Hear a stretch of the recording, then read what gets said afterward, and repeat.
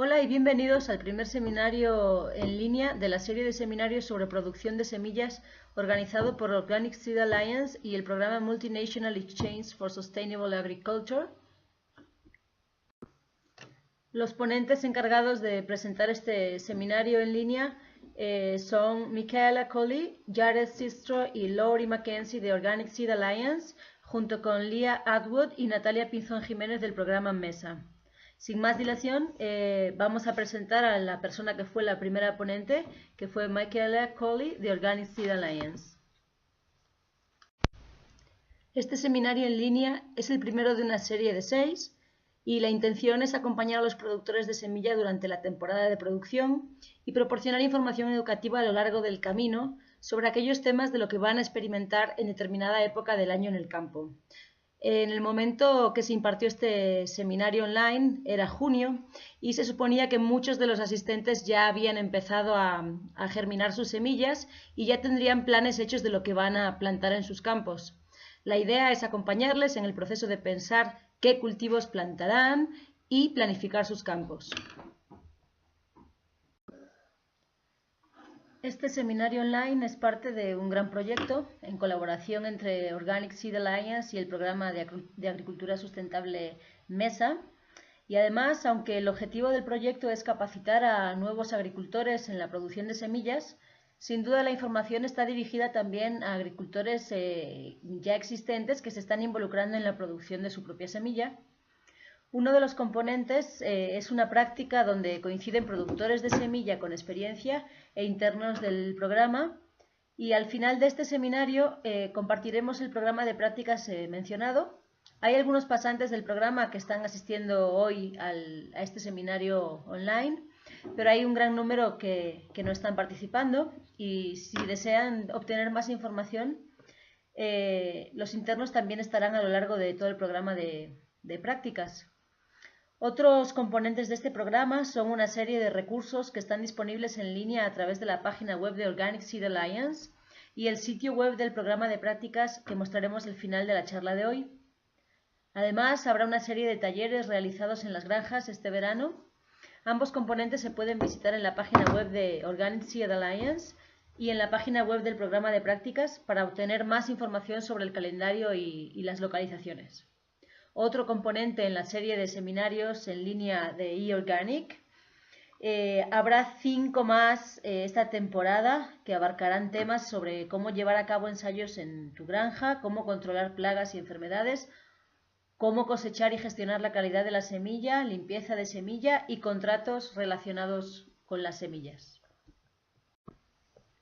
Hoy vamos a hablar acerca de por dónde empezar como nuevo productor de semillas. Vamos a compartir los temas que se van a cubrir para que puedan ver como la trayectoria de la información que será presentada. Empezaremos con Laurie Mackenzie de Organic Seed Alliance, que va a compartir un poco de información acerca de la biología básica de los cultivos, enfocada en la producción de semillas y que debe ser considerada en la elección del cultivo apropiado para su manejo, y cómo considerar qué cultivos se ajustan a sus zonas climáticas para que puedan tener mejores efectos en producir semillas de alta calidad. Después seguirá Jared Sistro de Organic Seed Alliance y hablará un poco más sobre cómo abordar la planificación de la producción, cómo considerar la cantidad de semillas a sembrar, para qué mercado estás cultivando, qué tipo de rendimientos puedes manejar y cómo establecer el cultivo en el campo para que tenga la mejor calidad de semilla. Además, compartiremos algunos recursos sobre el mantenimiento de los registros de semilla que servirán para el año en curso y para la planificación de años futuros. Y al final de este proceso tendremos tiempo para algunas preguntas y luego Leah Atwood y Natalia Jiménez de MESA nos compartirán más información sobre el programa de prácticas. A continuación veremos la parte del seminario online presentada por Laurie Mackenzie. Imagino que alguna de la información que voy a compartir con ustedes les será muy familiar, y estoy asumiendo que hay personas con experiencia y conocimientos de carácter vegetativo y de producción de semillas, pero para asegurarnos de que todos estamos en el mismo punto de partida es importante saber si uno está tratando con un cultivo de polinización abierta o con un cultivo híbrido a la hora de encarar una producción y conservación de semilla. Lo que más se escucha acerca de las variedades de polinización abierta es que son variedades estables que se reproducen fiel a su tipo. Esto significa que las semillas conservadas de dicha variedad se parecerán a las plantas de donde las obtuviste. La semilla híbrida es un poco diferente. Las variedades híbridas son creadas cruzando dos tipos parentales a menudo muy diferentes. Las semillas recogidas en los híbridos no serán fiel al tipo parental, lo que significa que las plantas que crecerán a partir de estas semillas no se parecerán a las plantas parentales necesariamente. En la mayoría de los casos no es cierto que no se pueda guardar semillas de un híbrido. Hay algunos pocos casos donde esto sí será verdad, pero para la gran mayoría de los cultivos con los que vas a trabajar puedes guardar semillas de estos cultivos, pero te estarás embarcando en un proyecto de selección y mejora genética en lugar de solo guardar la semilla de las mismas plantas. Van a escuchar mucho sobre este tema durante el seminario, tanto de mi parte como la parte de Jared. Probablemente Jared y yo repetiremos las mismas cosas, y esta reiteración pretende remarcar algunos de los puntos más importantes que queremos que se lleven a casa de este seminario. Uno de esos puntos es saber realmente el cultivo del que desean guardar semilla, y la otra es saber su zona climática. En algunos casos, sobre todo cuando estamos hablando de cultivos que se cosechan por su fruto, como el tomate o la calabaza o los pepinos, y esos tipos de frutos, conservar y producir semillas de estos cultivos es similar a la producción vegetativa que llevamos a cabo para comer o vender, mientras que en otros casos cosechamos el cultivo en la fase de producción vegetal en general, mucho antes de llegar a cualquiera de las fases de producción de semillas, por lo que se necesita, por ejemplo, alrededor de 45 días para producir una cabeza de lechuga y puede tomar 120 para producir semilla madura en esa planta de lechuga.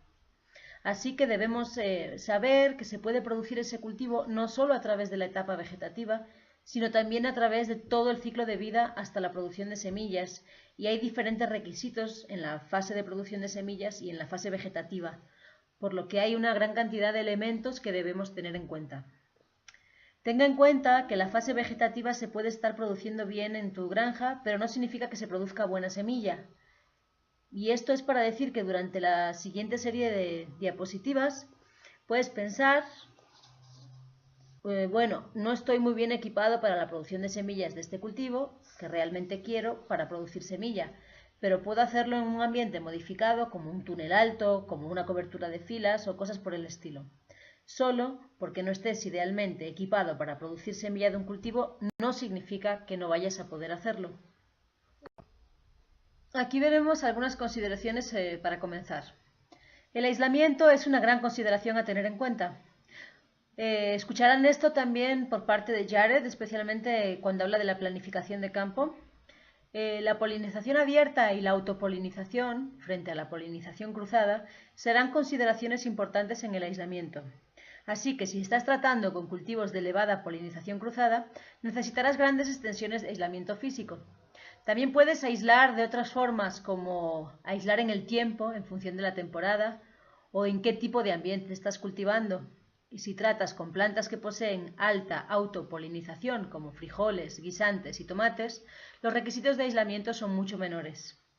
Volveremos sobre este tema en un rato y de momento vamos a pensar en otras cuestiones como, por ejemplo, cuánto puedo cultivar, si quiero producir varias cosechas de semilla en un año o si quiero centrarme en un cultivo de semillas por año y cultivar gran abundancia de esa semilla, o bien si quiero tener suficiente para cumplir un contrato comercial de dicha semilla, o si la necesito para mi propio uso, para utilizarla en un número X de años. De nuevo, esto nos lleva a la cuestión de la autopolinización frente a la polinización cruzada, sobre todo si se quieren manejar múltiples cultivos de la misma especie. Puedo estar, por ejemplo, cultivando calabazas, de las que hay diferentes especies, por ejemplo, pepo y moscato, y puedo cultivarlas unas al lado de las otras. También si estoy cultivando plantas del género Brassica y cultivo rapa y oleracea, puedo hacerlo uno al lado de las otras, pero no puedo cultivar múltiples variedades del mismo tipo, del género Brassica, y no tener cruzamientos si no tengo el aislamiento geográfico necesario. Es decir, debo considerar cómo puedo integrar la producción de semilla en el sistema que tengo en mi granja. especialmente si estoy trabajando, como decíamos, con plantas del género Brassica y otras hojas verdes, donde el ciclo de vida de la producción de semillas es diferente al ciclo de vida para la producción vegetal. Algo a considerar un poco más complicado o complejo es cómo considerar a futuro los tiempos y demandas de cada cosecha. Cuando este cultivo de semilla esté listo, entrará en la madurez y cómo voy a manejar la situación. ¿Necesitaría equipo o herramientas para la cosecha, para el secado, para el tamizado, para el almacenamiento? Todas estas cosas son cosas que hay que tener en cuenta y planificar antes de comenzar. Vamos a ver un poquito de biología básica. La mayor parte de producción de semillas que vamos a hacer va a ser de plantas anuales. Es decir, la mayor parte de nuestra producción de alimentos son plantas de ciclo anual. Si hay algo que quiero señalar, probablemente lo más importante en esta diapositiva, es que hay que plantar con tiempo suficiente para que la semilla madure. Y esto se relaciona directamente con los requerimientos climáticos y con el entorno, que tiene que ser adecuado a la totalidad del ciclo de vida de la planta hasta que se producen las semillas, no solo la producción vegetativa. Es posible que desees hacer producción de semillas de una planta bianual, que son cultivos, por ejemplo, de raíces como la zanahoria, la remolacha o alguna crucífera como la coliflor o la col. Y la clave para estas es que tienen que pasar un invierno, es decir, necesitan vernalización. La vernalización es la acumulación de frío, en general de 8 a 10 semanas, y alrededor de unos 10 grados centígrados o menos, y varía en función de las especies de cultivos. Es en general el requisito que cubrirá la mayor parte de estos cultivos, y la vernalización no significa que necesites tener que abandonar el cultivo en el campo. Puedes desenterrar las raíces, almacenarlas en un sótano, un almacén o un refrigerador y luego plantarlas a la primavera siguiente.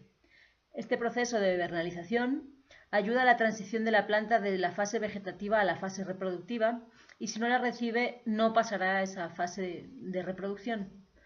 Otra cosa a tener en cuenta es que vas a perder algunas de las plantas en el invierno, es decir, no todas las plantas resisten el invierno, y es una gran oportunidad para hacer selección. Es decir, uno siempre quiere cultivar un poquito más de lo que desea obtener al final. Vamos a ver ahora dos diapositivas sobre la polinización.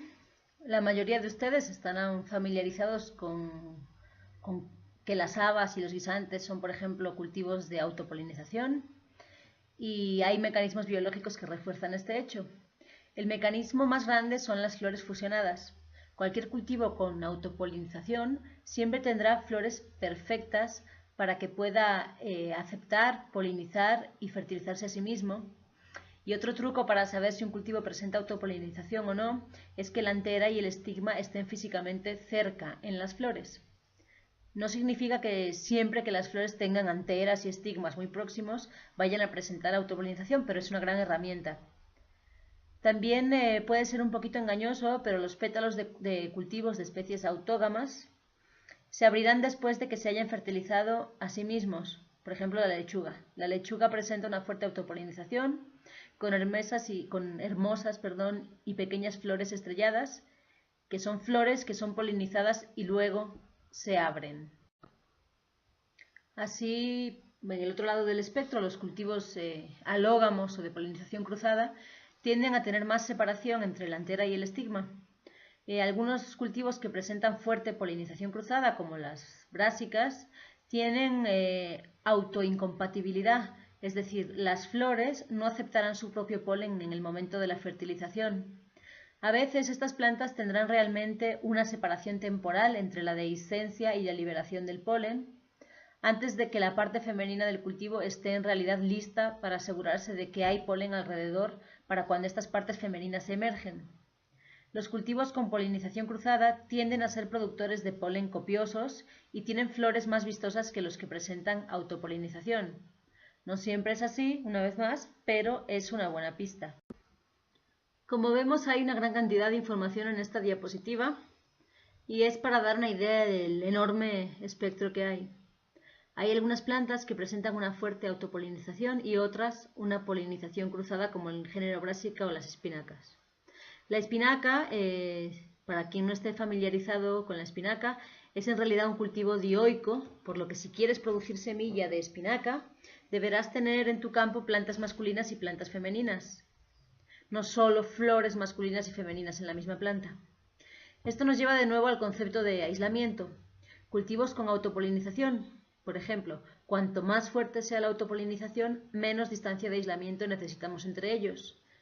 En el extremo opuesto del espectro, cuanto mayor sea la fuerza de polinización cruzada, mayor será la distancia de aislamiento que necesitaremos. Especialmente las plantas que son polinizadas por el viento, que producen grandes cantidades de polen que pueden viajar kilómetros, y si vives en una zona que tiene mucho viento y es como muy abierta. Es difícil obtener respuestas concretas de un productor o un mejorador de semillas cuando se quiere saber cuántas plantas son necesarias para producir semillas o exactamente cuánto tienen que estar distanciadas unas de las otras. Por supuesto, hay una gran cantidad de factores que influyen, pues estamos hablando de un sistema natural e influyen factores como el viento, la presencia y abundancia de polinizadores, las barreras geográficas, los paisajes, árboles, colinas, lo lejos que están los vecinos que también producen semilla. Es decir, las recomendaciones aquí que vemos en esta diapositiva son recomendaciones generales que creemos que son apropiadas para mantener la calidad y la pureza. Pero cuando estás haciendo una producción de semillas, pues para un determinado volumen, un contrato comercial o de tu propia venta o para tu propio almacenamiento, es conveniente utilizar mucho más de las recomendaciones mínimas. Entrando en cuestiones climáticas, me gustaría decir que en el sitio web hay una publicación que trata este tema. Toda la información está en esta guía y pueden descargar una copia de la página web de forma gratuita. Y bueno, una de las principales preocupaciones cuando trabajas en producción de semilla es la temperatura. La temperatura en ciertos momentos en el ciclo de vida de la planta. Conocer las temperaturas mínimas y máximas en la noche y durante el día y conocer los picos de temperatura se convierte en algo esencial. Esto puede ser un reto para aquellos de nosotros que estamos produciendo y cultivando a medida que el clima está cambiando y las cosas se ven diferentes desde hace 30 años de lo que se ven ahora. Es decir, ¿cuánto tiempo tendré periodos de frío y de calor? ¿Tendré otros periodos de calor cortos, largos? ¿Tendré cortos periodos de frío, largos? Hay algunos modelos para el cálculo y para realizar modelos que son más comunes y podemos encontrar algunos recursos disponibles a través de la Universidad Estatal de Oregon. Y pues el momento más importante para tener en cuenta la temperatura en el ciclo de vida de la producción de semillas es durante la floración. Básicamente se trata de que las plantas son más vulnerables, en particular el polen y el estigma son más vulnerables, especialmente si estás trabajando con polinización cruzada, donde estas estructuras están expuestas al viento y al calor. Es decir, pueden sufrir desecación y, por ejemplo, plantas como el maíz, que le gusta la humedad y las temperaturas cálidas durante la noche, tienden a ser más vulnerables si vives en un área que es muy ventosa y seca, en donde pues la polinización y la fertilización pues pueden sufrir bastante. En general, las semillas pueden soportar temperaturas un poco más extremas una vez que han pasado las fases de polinización y fertilización de la reproducción. Volveremos a esto en algunas diapositivas y desglosaremos región por región. Si pensamos ahora en la duración de la temporada en términos de calor y en términos de sequía, lluvia y duración del día, pues aquí vemos en esta diapositiva algunas consideraciones importantes. Hay cultivos que son sensibles a la duración del día, la espinaca es un buen ejemplo. Las plantas de espinaca empezarán a espigar cuando hay 15 horas de duración del día, independientemente de lo grande que sea la planta. Así que si vas a hacer producción de semilla, debes vivir en un lugar donde las plantas tengan tiempo para crecer lo suficiente y obtener un buen tamaño para producir semilla de calidad. Mencioné las precipitaciones también cuando hablaba del secado de las semillas. Es decir, es necesario hacerlo a finales de verano y principios de otoño cuando no hay demasiada humedad para que puedan llegar a la madurez y las puedas sacar del campo antes de que lleguen las lluvias y tengan algún problema como los hongos. Una vez que comienza la lluvia del otoño, las semillas pueden comenzar a germinar en la planta y puede haber mayor incidencia de enfermedades. El viento puede ser a la vez tu amigo y tu enemigo si estás tratando con un cultivo polinizado por el viento, ya que necesitas ese viento para mover el polen alrededor de donde vives. Si es un área donde no hay demasiada circulación, tendrás que ayudar a que el polen se mueva durante la fase de polinización. Si manejas plantas que son de altura y tienes que tratar con un viento fuerte y persistente, es posible que necesites sujetarlas o entutorarlas. Para establecer la temperatura durante la polinización, debes tener en cuenta tu medio ambiente y la forma en que trabajarás con los cultivos en que estás interesado para la producción de semillas. Si tienes polinizadores alrededor, debes tener especial cuidado si vas a hacer estructuras o modificaciones para el aislamiento. Si estás utilizando jaulas de polinización o túneles altos, debes asegurarte de tener polinizadores en la zona que se puedan gestionar de forma natural, o de buscar una fuente para comprar polinizadores y saber cuándo necesitas conseguirlos. Nosotros compramos los nuestros en Rancho Fork and Tree. Son un excelente proveedor de polinizadores y los recomiendo encarecidamente si alguien los va a necesitar. Y una cosa a tener en cuenta si estás utilizando una jaula es que debes comprar los polinizadores a los que les guste polinizar el cultivo en cuestión. Es decir, no todos los polinizadores son buenos para todos los cultivos. Se puede hablar con algunos productores de polinizadores, hacer una pequeña investigación y saber qué polinizadores van a trabajar bien con qué cultivo. Hay una gran publicación de la sociedad HERSES que se puede acceder a través del sitio web de Organic Seed Alliance y se llama Pollinator Management for Organic Seed Production, y es un gran recurso sobre polinizadores naturales y para saber cuáles trabajan bien y con qué cultivos. Otro aspecto en el que debemos pensar, que está relacionado con el viento, es respecto a los cultivos de autopolinización y de polinización cruzada. Pues generalmente no pensamos que el viento pueda ser útil cuando tenemos cultivos de especies autógamas, pero sí lo es y mucho. Porque a pesar de que la flor y la biología de las estructuras de los cultivos autógamos se establezcan para su propia polinización y fertilización, se pueden beneficiar enormemente de un pequeño movimiento del aire o incluso de visitas de polinizadores que vienen, agitan y abren esas flores y mueven el polen contenido dentro de las estructuras. Así que si estás haciendo producción de semillas en el interior de un túnel alto o un invernadero y no tienes una gran cantidad de movimiento de viento-aire, puede ser muy útil instalar unos ventiladores. También puedes caminar a través de los pasillos y agitar las plantas, y de esta forma podrás mejorar enormemente la producción de semilla. Y por último, en esta diapositiva, la lluvia o el riego. Si no dispones de suficiente lluvia y estás regando, piensa en qué tipo de riego estás utilizando y en qué etapa del ciclo de vida de la planta lo estás haciendo. El riego por aspersión está muy bien cuando estás hablando de una etapa vegetativa, pero si ya estás trabajando con cultivos sin semilla seca o de semilla desnuda y necesitas regar con riego por aspersión durante el establecimiento de la semilla y la madurez, estás exponiendo esas semillas a una cantidad excesiva de humedad y a una potencial enfermedad. Y puedes estar también provocando la germinación. Por eso debes pensar acerca del uso de diferentes sistemas de riego en las diferentes etapas del ciclo de producción de semillas. He mencionado cultivos de semilla seca algunas veces durante la presentación. Su contraparte son los cultivos de semilla húmeda.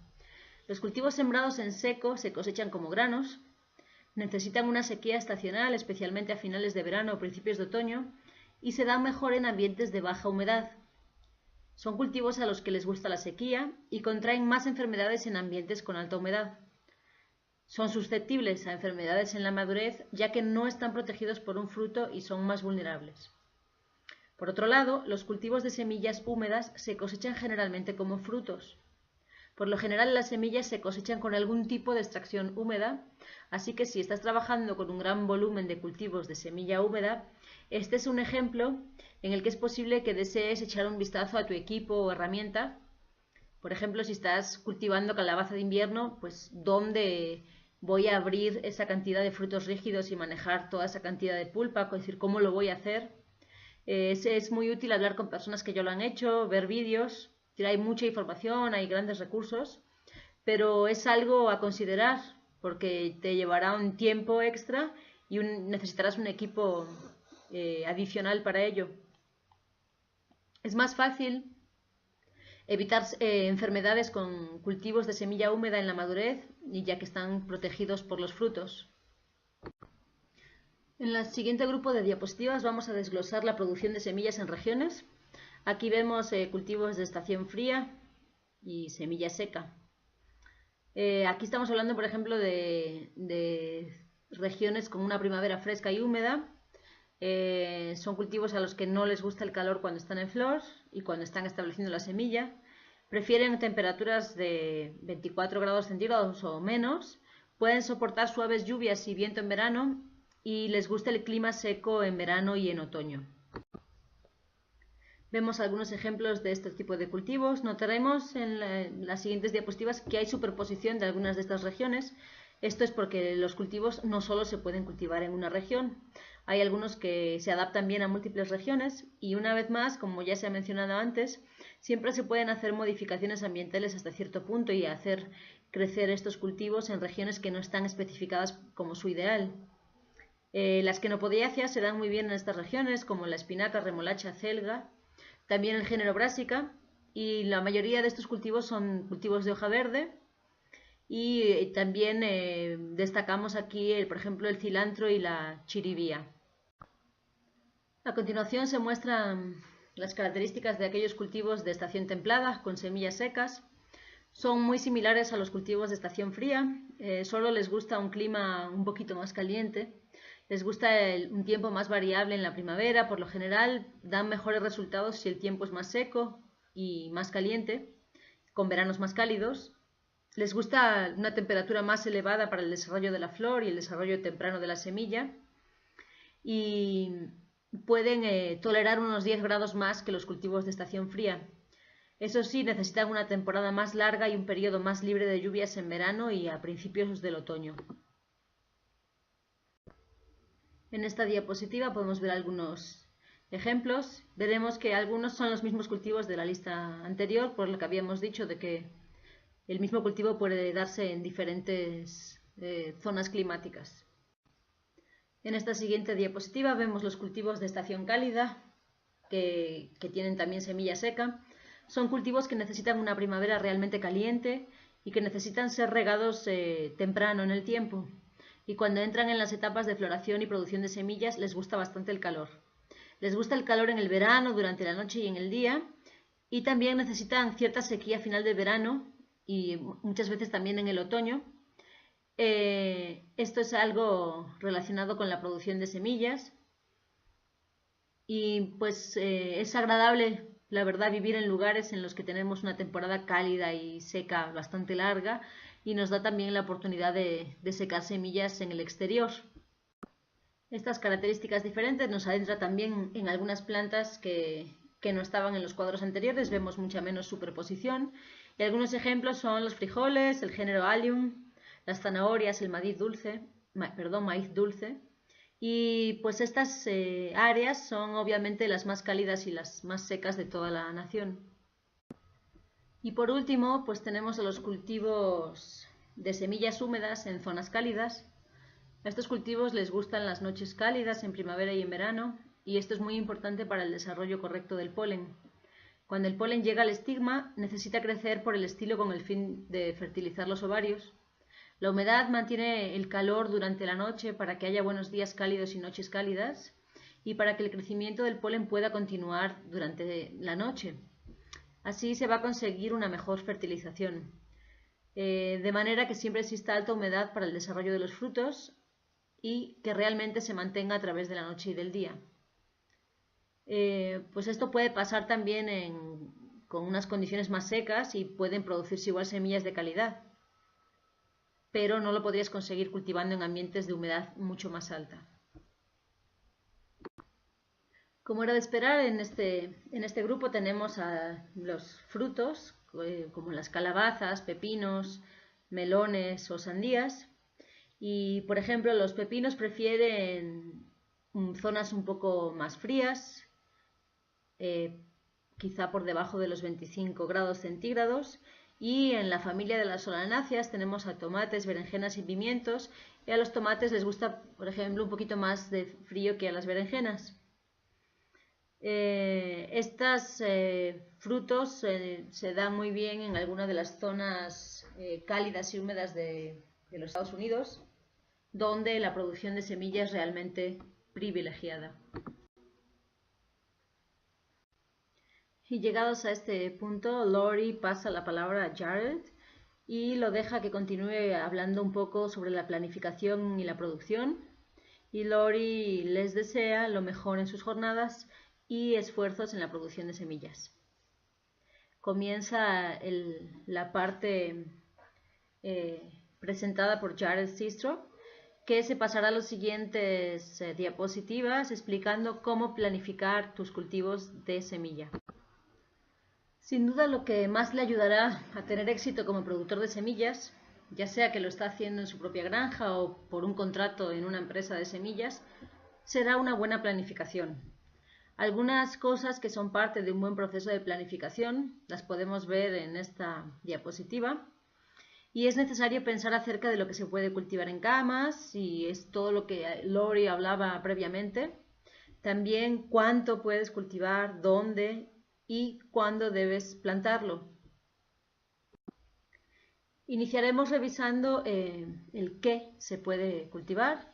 Lori expuso esto muy bien previamente, así que voy a ser muy breve. Pues el medio ambiente es un factor realmente clave en la determinación de lo que puedes o no puedes cultivar.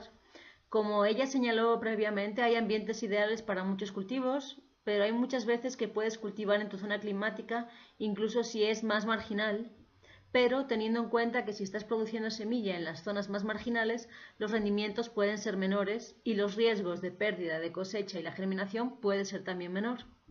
Así que si el cultivo es importante para ti o el valor de la semilla es lo suficientemente alto, todavía puede valer la pena cultivar, hacer crecer dichos cultivos, pero debes tener cuidado de no producir grandes lotes de semillas que pueden ser marginales en tu área si no tienes experiencia en este cultivo o si no estás seguro de que va a tener éxito.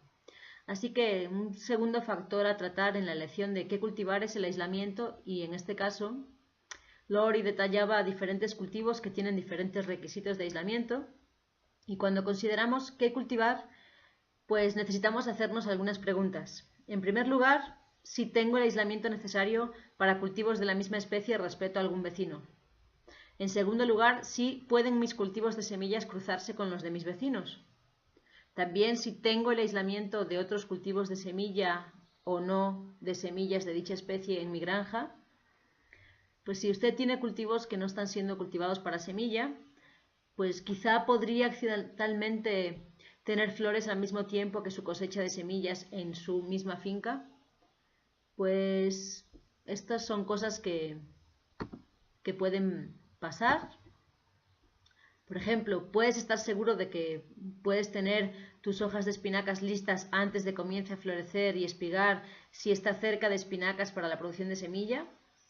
Por último, pues están ahí las malas hierbas, que son de la misma especie, que también se pueden cruzar potencialmente. Por ejemplo, en muchas partes del país hay la planta, la Queen Anne's Lace, que es la misma especie que las zanahorias, y se puede cruzar si crece cerca de nuestro cultivo de semilla. Entonces, teniendo en cuenta que es posible que se pueda producir un cultivo de semilla, si solo tienes aislamiento para una variedad de especies en tu granja, pues no deberías mezclarlos, y si ese cultivo es lo suficientemente importante para usted, pues debes aislarlo utilizando, por ejemplo, jaulas u otros métodos, y si no tienes el aislamiento físico real, pues puedes establecer otros planes, como mencionó antes Laura, como puede ser el tiempo, pero en realidad ponerte a hacer jaulas debe tener un sentido real. Y pues otra cosa que hay que pensar cuando voy a crecer un determinado cultivo es si tengo las habilidades para hacerlo. Cada cultivo puede requerir diferentes métodos para cultivar, cosechar y limpiar. Entonces me pregunto si has trabajado con este cultivo anteriormente, a qué escala lo has cultivado antes. Y si este cultivo es nuevo para ti, entonces necesitarás hacerlo a pequeña escala y tratarlo como un ensayo, en lugar de considerar una gran parte de tu medio de vida agrícola. Por último, he de pensar si tengo herramientas especializadas para producir, cosechar y limpiar la semilla. Algunas semillas pueden ser cultivadas y cosechadas y procesadas con herramientas muy simples, pero en otros casos, dependiendo de la escala a la que estés cultivando, puedes beneficiarte enormemente de herramientas especializadas.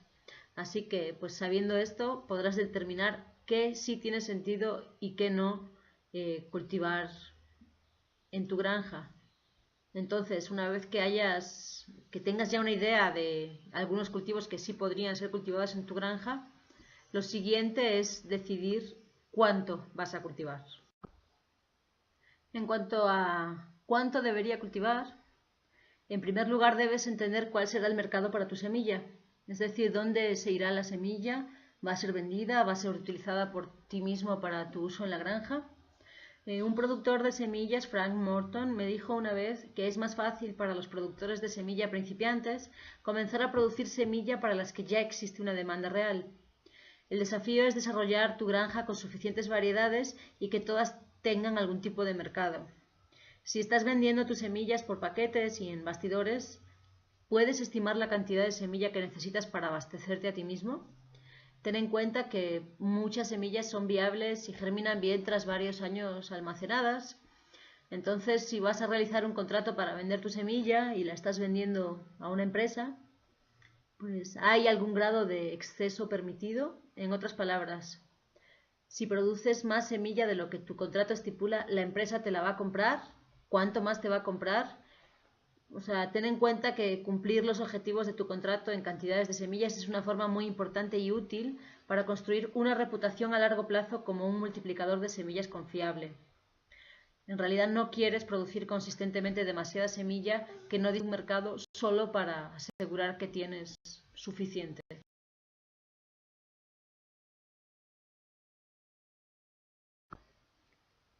Una vez que tengas una idea de la cantidad de semillas que deseas y cómo se va a comercializar esa semilla, es necesario trabajar detrás de esos totales, para pensar la cantidad de espacio que deseas plantar de los lotes de semilla que vas a producir. El primer paso es tener una estimación de los rendimientos de semilla.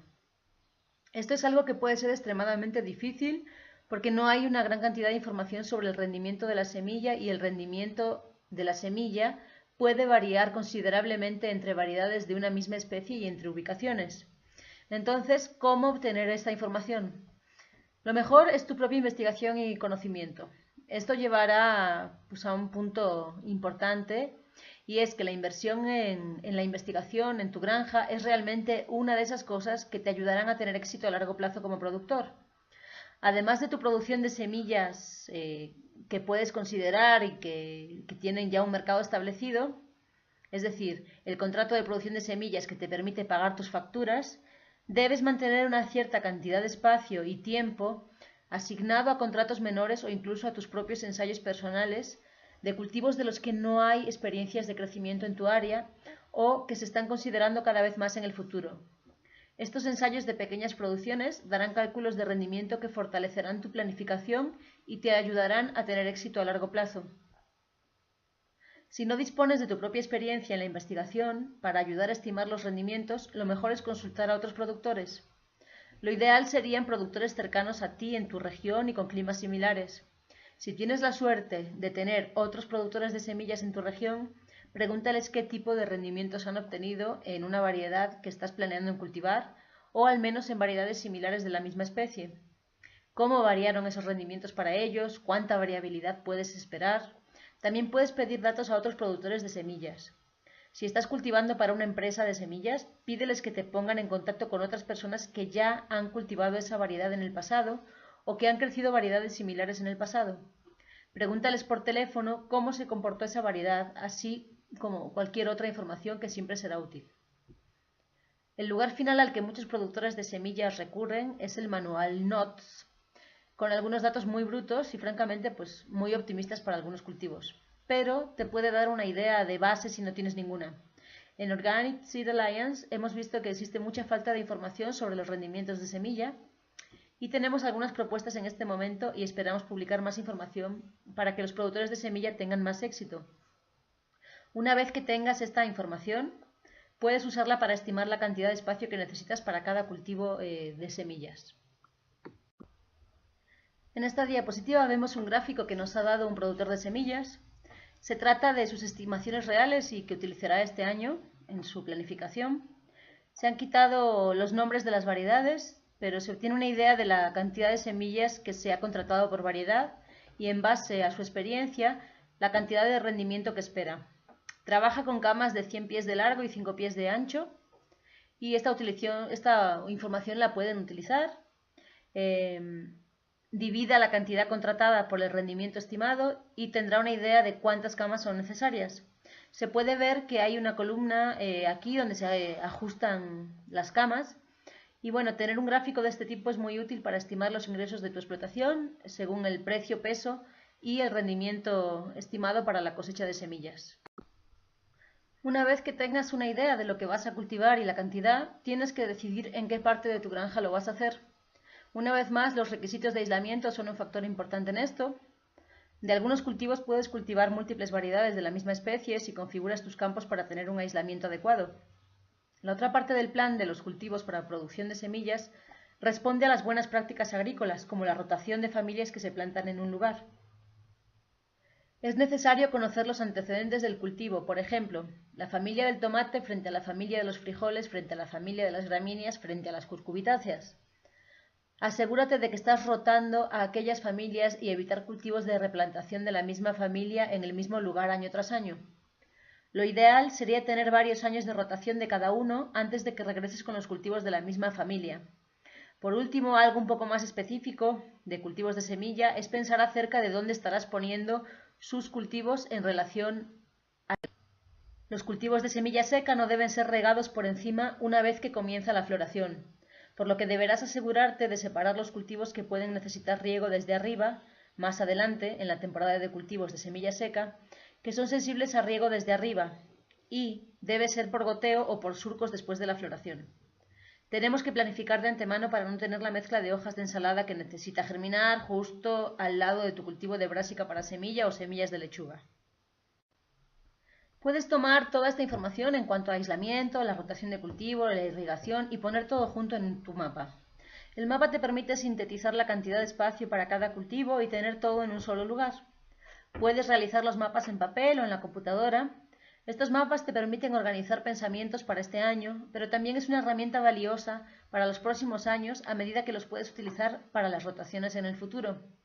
Una de las cosas que he oído y se debe tener en cuenta en cuanto se hace un plan de rotación de cultivos de semillas es que sean simples y flexibles.